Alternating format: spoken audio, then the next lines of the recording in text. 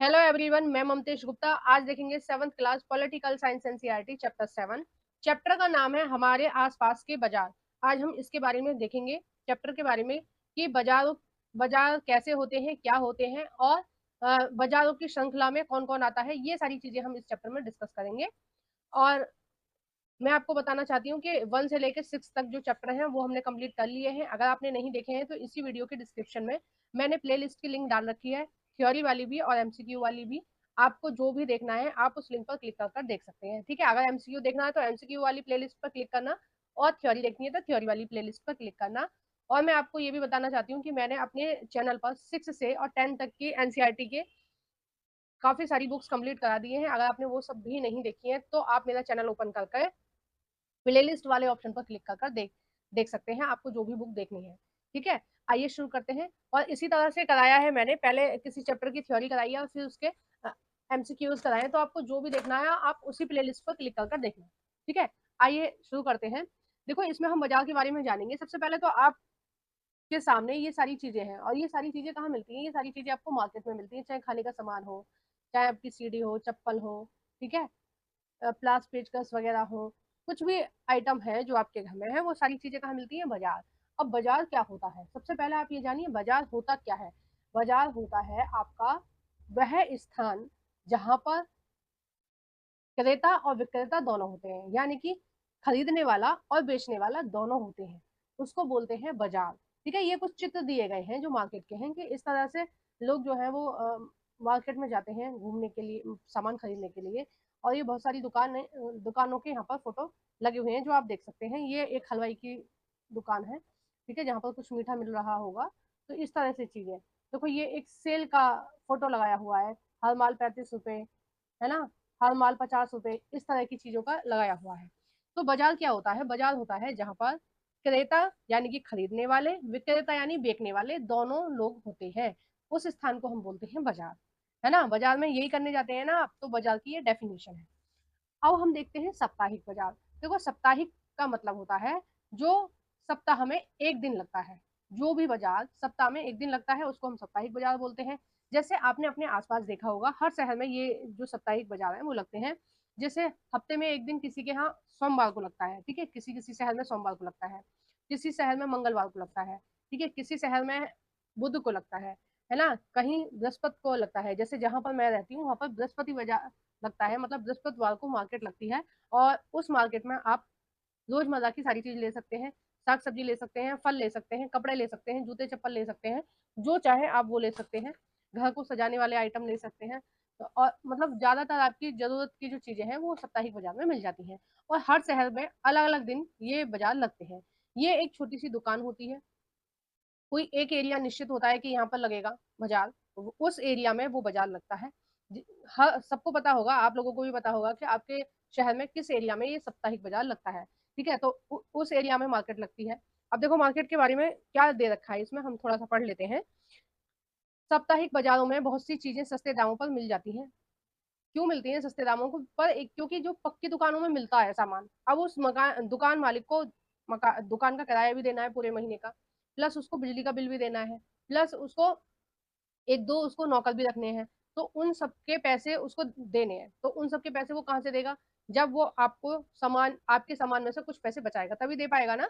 तो इसलिए वो क्या करते हैं, थोड़ी चीजें महंगी मिलती हैं दुकानों पर, साप्ताहिक बाजारों में चीजें सस्ती मिलती हैं, क्योंकि उनको इन सारी चीजों के ऊपर खर्च नहीं करना पड़ता। और ये साप्ताहिक बाजार में से ना क्वेश्चन आ चुका है सीटेट के एग्जाम में। मैं आपको नेक्स्ट वीडियो में जब आपको एमसीक्यू कराऊंगी तो मैं आपको दिखाऊंगी कि देखो, इस वाले चैप्टर में से 5-6 क्वेश्चन आ चुके हैं अब तक सीटेट में।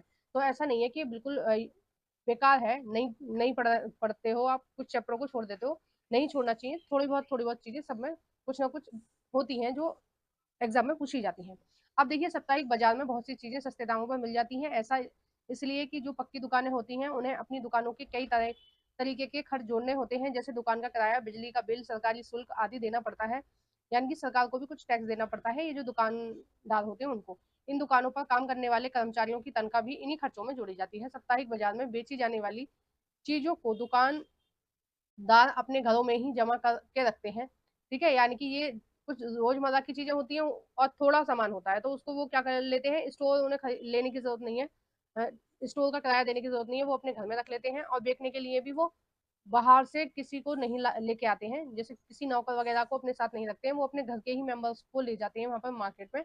और जैसे एक व्यक्ति है जो सामान दे रहा है, दूसरा व्यक्ति पैसे ले रहा है, ठीक है ना। जब मैंने देखा है ज्यादातर लोग क्या करते हैं, अपने बच्चों को भी ले जाते हैं, तो उनके बच्चे भी सामान की देखरेख कर रहे होते हैं या सामान बिकवा रहे होते हैं, ठीक है। जिससे उन्हें अलग कर्मचारी नहीं रखने पड़ते, ठीक है।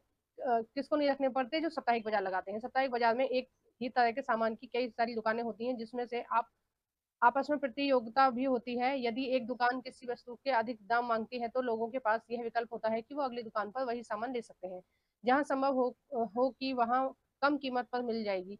ऐसी स्थिति में खरीदारों के पास यह अवसर होता है कि वह मोल भाव करके कम करवा सकें, ठीक है। मतलब मोल भाव भी यहाँ चलता है। साप्ताहिक बाजारों का एक फायदा यह भी है कि जरूरतों का सभी सामान एक ही जगह पर मिल जाता है। सब्जी, कपड़े, किराना सामान से लेकर बर्तन, सभी चीजें यहाँ उपलब्ध होती हैं। अलग अलग तरह के सामानों के लिए अलग अलग क्षेत्रों में जाने की जरूरत नहीं होती, ठीक है। लोग अक्सर उन बाजारों में जाना पसंद करते हैं जहाँ सामान के विविध विकल्प उपलब्ध होते हैं, ठीक है। यहाँ पर ये कुछ दे रखा है, ऐसा बहुत ज्यादा इंपॉर्टेंट नहीं है, आप पढ़ लेना इसको, ठीक है। एक व्यापारी के बारे में यहाँ पर दे रखा है कि किस तरह से वो यहाँ पर कपड़े बेच रहे हैं। नेक्स्ट देखते हैं मोहल्ले की दुकानें। देखो मोहल्ले की दुकानें कौन सी होती हैं, ये सभी के मोहल्ले में मिलती है। एक शॉप होती है आपके मोहल्ले में, जहाँ पर आपको चिप्स, कुरकुरे, पापड़ सब मिलते हैं। साथ में आपको वहाँ पर दाल, चीनी और आपके मिर्च मसाले सब कुछ मिलते हैं, ठीक है। जो भी आपको लेना है आप नुक्कड़ की दुकान से ले सकते हैं। दूध है, ब्रेड है, पापे हैं, ठीक है, रस है, फैन है, जो भी आपको चाहिए, शैम्पू है, तो वो सारी चीजें आपको मिल जाती हैं जो मोहल्ले की दुकान होती है उन पर, ठीक है। तो इसमें ऐसा कुछ खास नहीं था मोहल्ले की दुकान में, और ये आप सबको ही पता है कि किस तरह से है।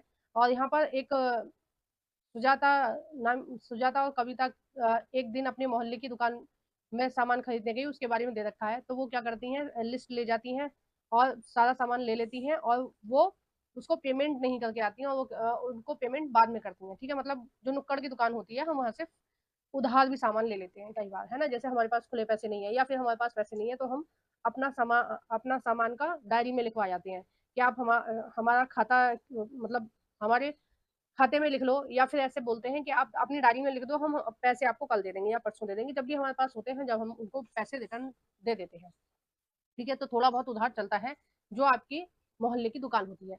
बाकी किसी दुकान पर उधार नहीं चलेगा, ठीक है।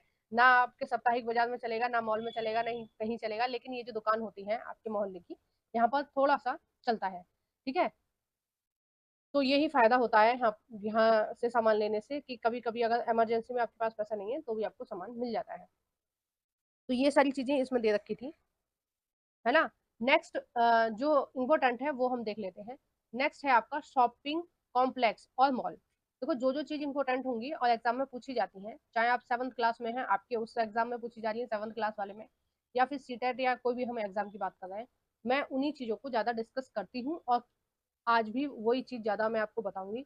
जो चीजें एग्जाम में नहीं पूछी जाएंगी, जो लग रहा है कि नहीं इतनी ज्यादा इंपॉर्टेंट नहीं है, वो आपके पढ़ने की है, तो उन्हें मैं ऐसे ही आपको लिए छोड़ देती हूँ, ठीक है। अब देखो शॉपिंग कॉम्प्लेक्स या मॉल के बारे में दे रखा है। शॉपिंग कॉम्प्लेक्स क्या होता है?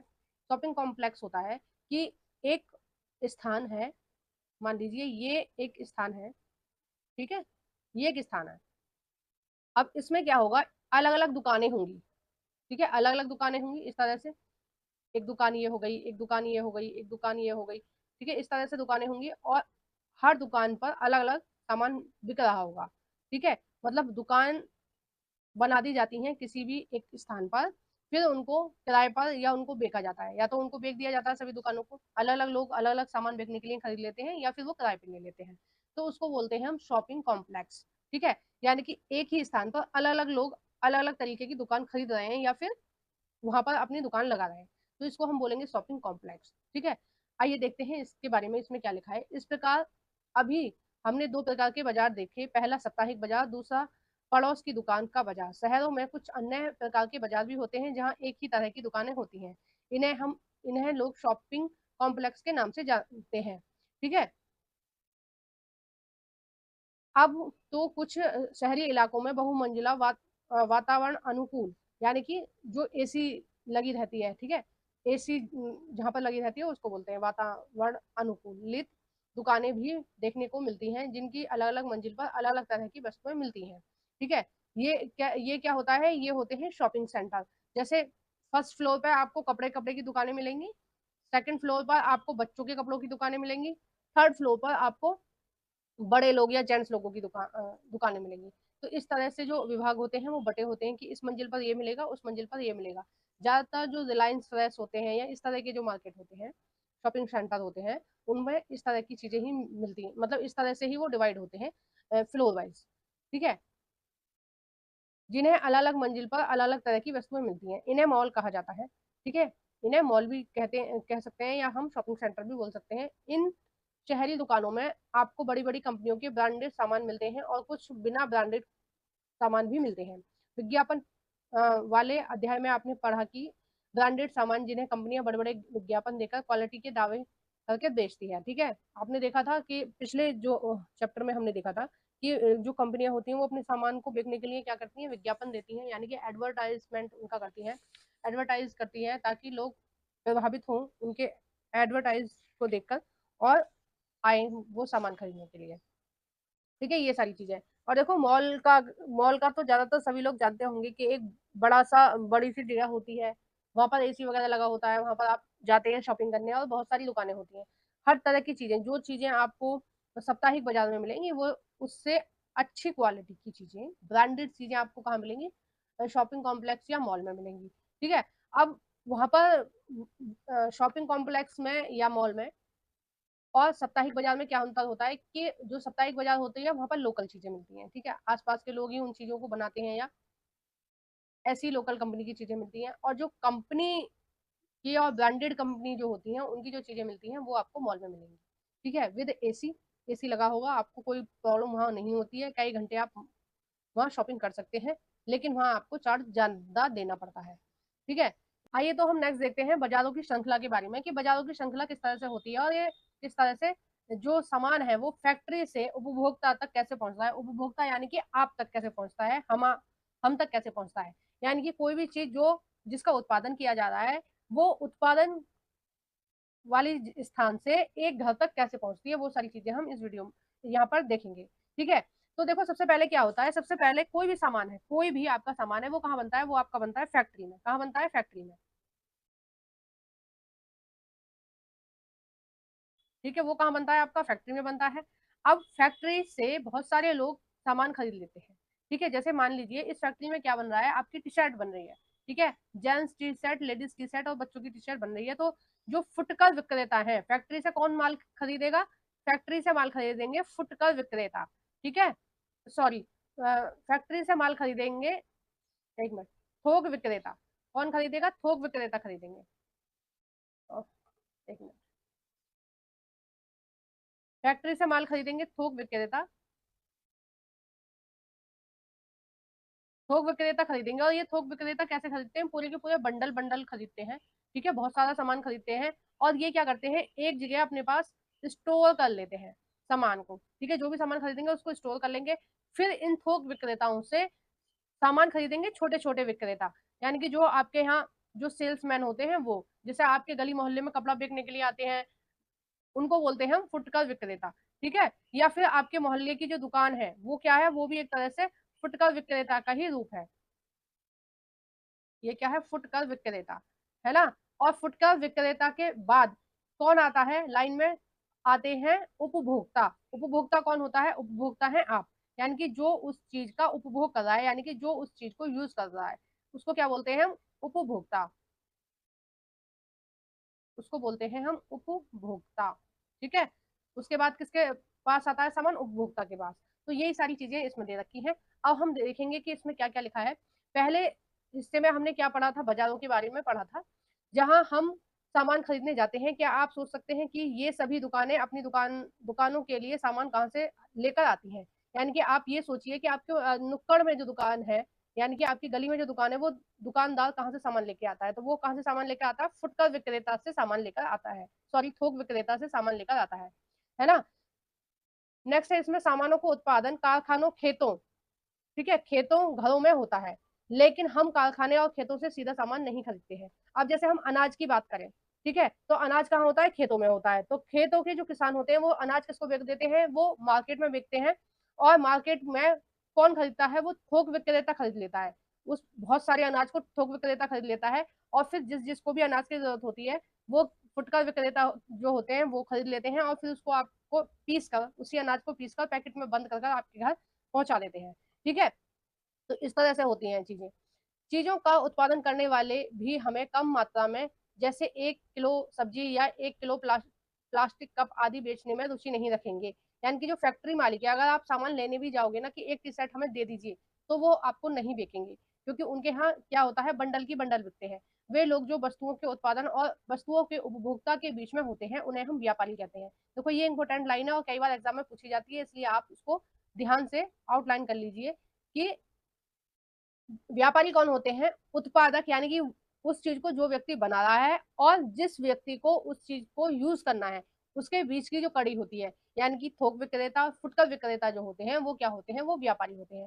पहले थोक व्यापारी बड़ी मात्रा में या सामान या संख्या में सामान खरीद लेते हैं। जैसे सब्जियों का थोक व्यापारी कुछ किलो सब्जी नहीं खरीदता, बल्कि वो बड़ी मात्रा में 25 किलो या 100 किलो सब्जी खरीदता है, और फिर बाद में क्या करता है, वो दूसरे व्यापारियों को बेच देता है, यानी कि फुटकर व्यापारियों को बेच देता है।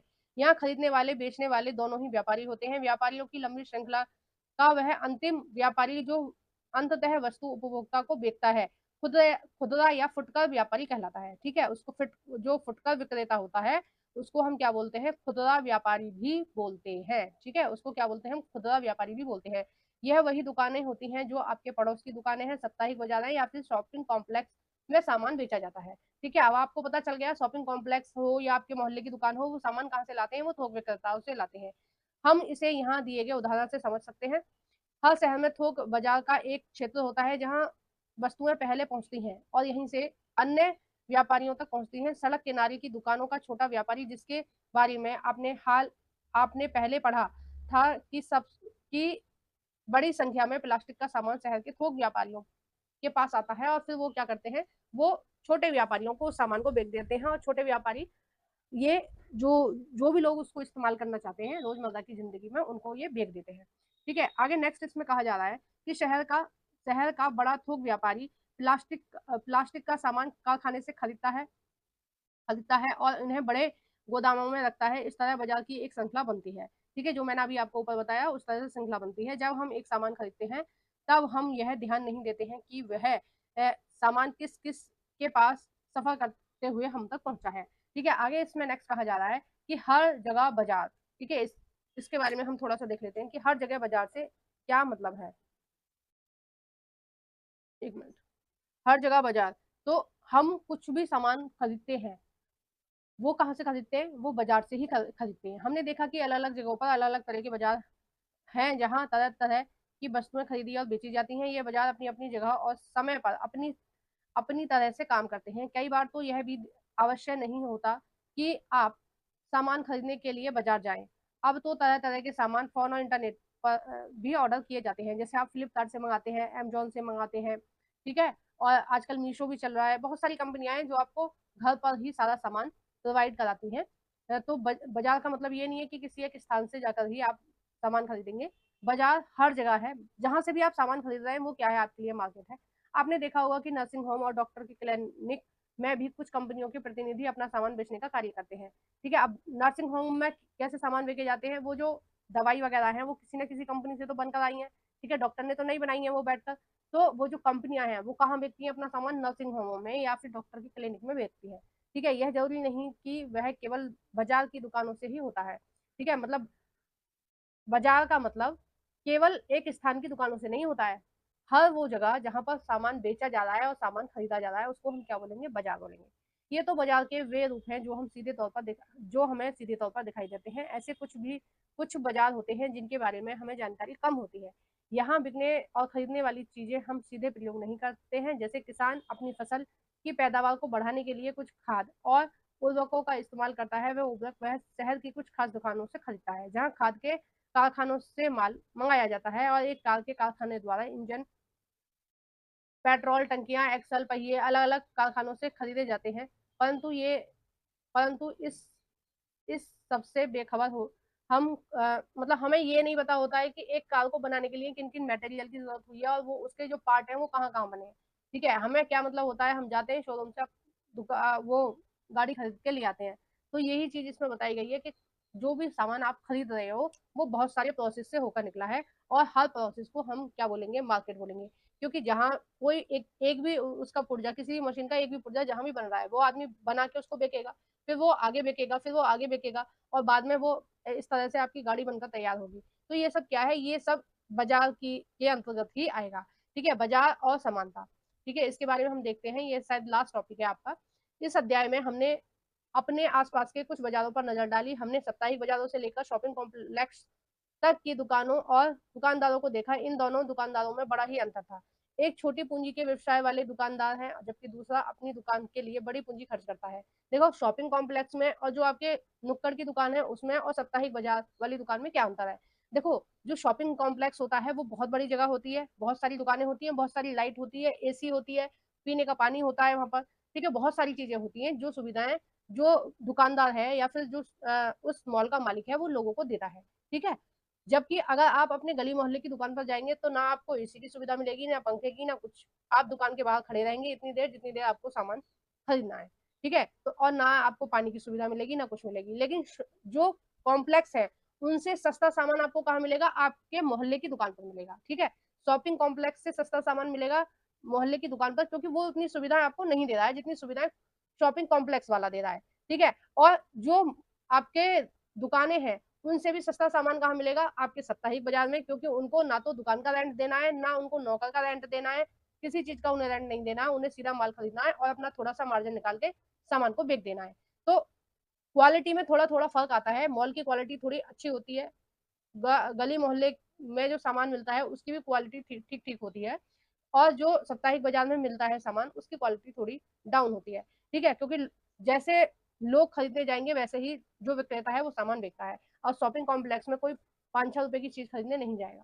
ठीक है, या फिर किसी व्यक्ति के पास केवल दिन की सब्जी खरीदने के लिए 100 रुपए हैं तो वो मॉल में जाके शॉपिंग नहीं करेगा। उसको पता है कि मॉल में सामान महंगा मिलता है, तो जितनी सुविधा आपको दी जाएंगी वो सारी पैसे आपसे ही काटे जाएंगे। देखो, ये एक मॉल का चित्र दे रखा है जिसे आप देख सकते हैं। मॉल इस तरह का होता है, ये फुल्ली एसी होता है। हाँ, आप अंदर एंट्री करेंगे तो आपको ऐसा लगेगा ये अलग ही दुनिया है। ना यहाँ पर आपको ठंड का एहसास होगा बहुत ज्यादा, ना यहाँ पर बहुत ज्यादा आपको गर्मी का एहसास होगा। देखो, ये नीचे का ग्राउंड है, यहाँ पर बहुत सारी दुकान है, एक दुकान, दो दुकान, तीन दुकान, चार दुकान, अलग अलग कंपनी की दुकान है। इधर भी दुकान है, इधर भी दुकान है, फिर दूसरे मंजिल पर भी दुकान है, फिर तीसरी मंजिल पर भी दुकान है। तो इस तरह से दुकानें हैं। और देखो यहाँ पर ऐड भी हो रहा है, देखो एक आइडिया की कंपनी का ऐड हो रहा है और हीरो की कंपनी का ऐड हो रहा है ना। तो ये सारी चीजें होती हैं, और ऐड भी होते हैं वहां पर तरह तरह के। देखो, मोबाइल के भी ऐड हो रहे हैं यहाँ पर, है ना। और अलग अलग कंपनी के ऐड होते रहते हैं, स्क्रीन चलती रहती है, और आपको प्रतिलोभन दिया जाता है कि आप इन चीजों को खरीदो, ये बहुत अच्छी चीजें हैं। इस तरह से होती हैं।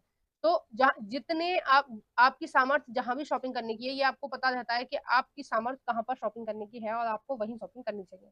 ठीक है, नेक्स्ट है, इसमें हमने सामान के उत्पादन से लेकर हम तक पहुंचने वाली बाजार की श्रृंखलाओं को समझ लिया। आपने समझ लिया ना किस तरह से फैक्ट्री, फिर फुटकर सॉरी थोक विक्रेता, और फिर बाद में फुटकर विक्रेता, और फिर सामान जो है वो आप तक पहुंचता है। और इन सब के बीच जितने भी लोग लगे होते हैं वो क्या करते हैं, उन सबको कहीं ना कहीं इन सबसे रोजगार मिल रहा होता है। हमने सामान के उत्पादन से लेकर हम तक पहुंचने से बनने वाली बाजारों की श्रृंखला को समझा। इस श्रृंखला से ही यह संभव होता है कि एक जगह उत्पादित होने वाला सामान लोगों के लिए हर जगह उपलब्ध हो जाता है। ठीक है, यानी कि आपको फैक्ट्री जाने की जरूरत नहीं है, आपको सारा सामान आपके आसपास ही मिल जाता है। वो कैसे मिलता है, इन व्यापारियों की वजह से। ठीक है, वस्तुओं के बेचने से वस्तुओं का उत्पादन सीधा जुड़ा होता है। बनी हुई चीजों के बेचने से ही लोगों को रोजगार मिलता है। यानी कि जो भी लोग बीच में सामान को खरीद रहे हैं, बेच रहे हैं, उनको क्या है, रोजगार मिल रहा है और उत्पादन भी बढ़ाया जाता है। परंतु क्या इससे श्रृंखला के प्रति एक स्तर पर लाभ के अवसर समान होते हैं? देखो, बिल्कुल नहीं होते हैं समान। जैसे शॉपिंग कॉम्प्लेक्स मैंने दिखाया अभी आपको, उसमें जो लाभ का स्तर होता है वो ज्यादा होता है। अब वो आपको सुविधाएं भी ज्यादा दे रहा है, क्वालिटी भी अच्छी दे रहा है, तो वो लाभ भी ज्यादा कमाएगा। वहीं आपको जो एक गली मोहल्ले के नुक्कड़ पे जो दुकान है वहां पर उसको लाभ कम होता है। ठीक है, सामानों से। और जो साप्ताहिक बाजार में सामान मिलता है उनको ना के बराबर होता है। तो लाभ के जो स्तर होते हैं वो हर जगह अलग अलग होते हैं, और उस हिसाब से ही होते हैं जिस हिसाब से विक्रेता और क्रेता वहां पर होते हैं। ठीक है, तो ये चैप्टर यहीं पर समाप्त होता है। आगे हम चैप्टर में देखेंगे एक कम्युनिस्ट की कहानी, यानी कि उस चैप्टर में हम ये जानने की कोशिश करेंगे कि किस तरह से जो एक पौधा है और कहाँ लगाया जा रहा है, वो पृथ्वी पर लगाया जा रहा है, भूमि में उसका उत्पादन हो रहा है एक पौधे का, उस पौधे से लेकर और आपने जो कपड़े पहन रखे हैं उस तक की पूरी कहानी आपको बताई जाएगी कि किस तरह से एक पौधे से कॉटन निकाला जा रहा है, फिर वो क्या क्या प्रोसेस से गुजर रहा है और बाद में वो आपके पास एक शर्ट के रूप में आ रहा है। तो ये सारी कहानी हम नेक्स्ट चैप्टर में देखेंगे और इसके बाद हम इसके क्वेश्चन आंसर करेंगे। ठीक है, बाजार वाले चैप्टर के क्वेश्चन आंसर करेंगे। और उसके लिए अगर आपने अभी तक मेरे चैनल को सब्सक्राइब नहीं करा है तो प्लीज मेरे चैनल को सब्सक्राइब कर लीजिए, वीडियो को लाइक करके जाना, प्लीज लाइक करके ही जाना। और एक छोटा सा कमेंट करना, जो भी आपके मन में वीडियो को देख कर आ रहा है, अच्छा लग रहा है तो आप अच्छा कमेंट कीजिए, अगर कुछ भी आपको नेगेटिव लगा है तो आप नेगेटिव कमेंट कर सकते हैं। और जो भी फ्रेंड आपके 6 से 12 तक की एनसीईआरटी पढ़ना चाहते हैं उन सभी फ्रेंडों के साथ मेरी इस वीडियो को शेयर कर देना। Thank you for watching everyone.